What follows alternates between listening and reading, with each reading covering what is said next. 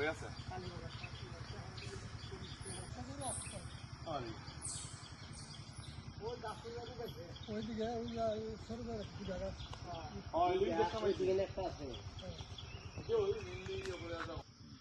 আমি আজকে আইলাম জলিলপুর বামুটিয়া বিধানসভার অন্তর্গত উত্তর বামুটিয়া গ্রাম পঞ্চায়েত।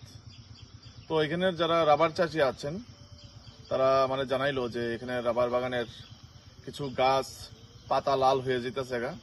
তো পাতা লাল হওয়ার পর গাছগুলা মারা যায়। তো এরকম একটা রোগ আইছে। তো আমি নিজে আইলাম, তার সাথে কথা কইলাম, দেখা করলাম এবং বাগানে আইলাম। অনেকেরই বাগানই আছে এরকম, নাম করলে শেষ হইতো না। তো এখন সেই ক্ষেত্রে যাতে কৃষি দপ্তর উদ্যোগ নেয় এবং রাবার বোর্ড উদ্যোগ নিয়ে যাতে যে রোগটা আইছে সেই রোগটার থেকে যাতে তারা মুক্তি পায়। কারণ রাবার বাগানে তাদের উপার্জনের একটা মাধ্যম। তো সেই উপার্জনের মাধ্যমে যদি ব্যাঘাত ঘটে স্বাভাবিক প্রবলেম হইব।